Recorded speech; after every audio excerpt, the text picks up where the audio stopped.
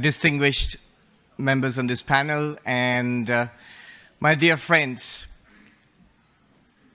125 years ago, in the World Parliament of Religions in Chicago, Swami Vivekananda, speaking about Hinduism, he gave a clarion call for interfaith harmony, interreligious understanding, and an end to fanaticism.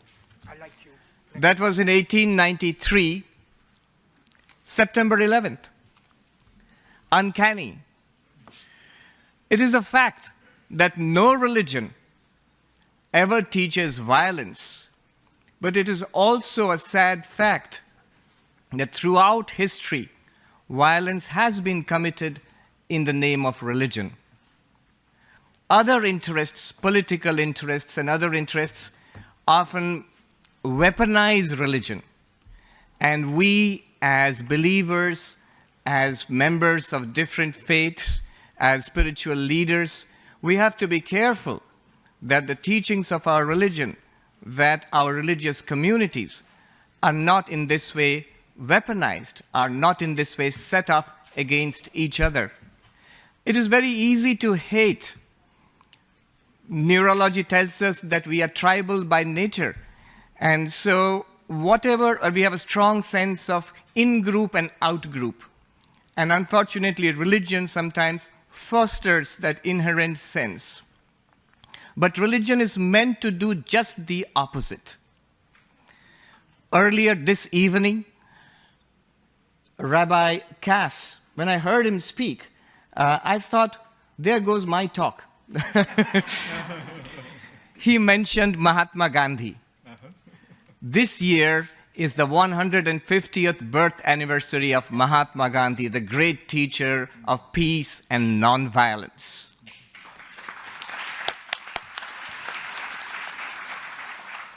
Speaking about religion, Mahatma Gandhi said, intolerance is in itself a kind of violence.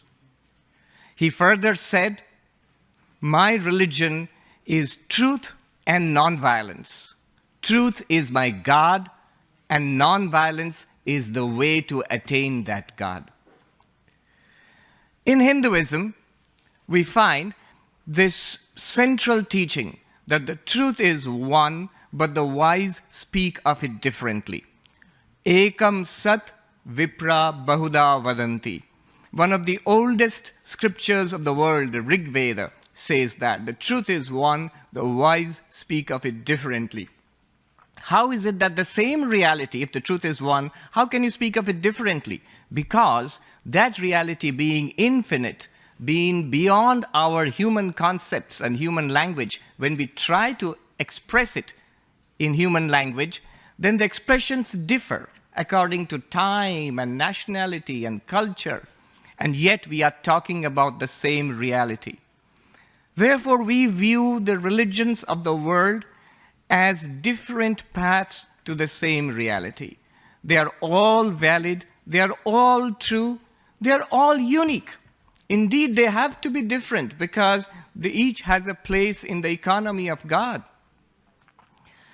Different paths to the same reality. There is actually no excuse for quarreling.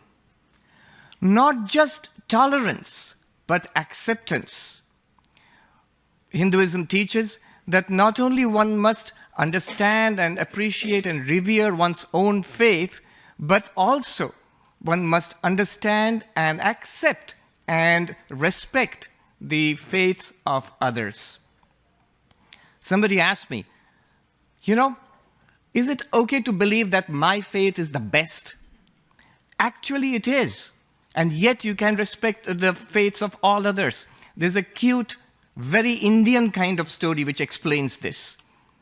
When the wife comes to the in-laws' place, she has a wonderful relationship with her husband and her father-in-law, even mother-in-law, and other in-laws.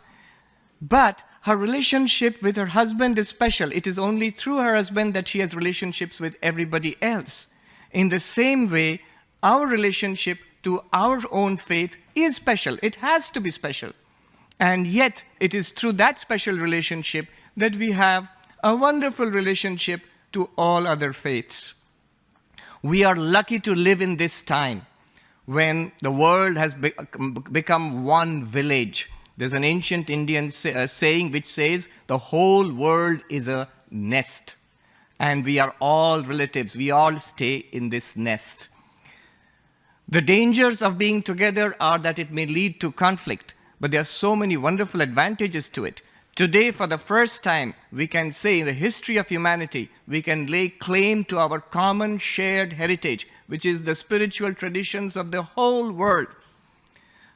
Islam and Christianity and Judaism and Buddhism and Shintoism and Taoism are as much my heritage as Hinduism is. This is today, it's unique that, and this is the place where we can say it. A few weeks ago, a gentleman was telling me the United Nations is a spiritual place. This is the place where the nations of humanity come together for peace and universal well-being. That is the purpose of religion. You know,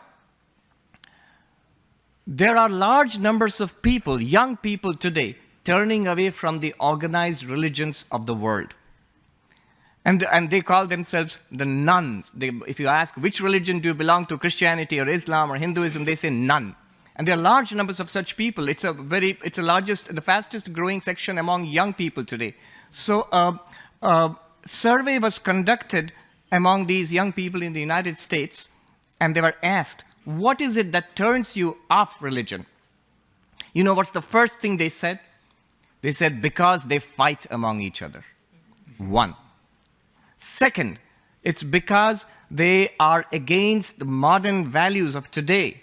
You know, against the values of gender equality, against economic and social equality. That's what turns us off. Sometimes they hold on to old and outmoded value systems which clash with our aspirations today. And third, they said that sometimes they say things which are irrational or against science.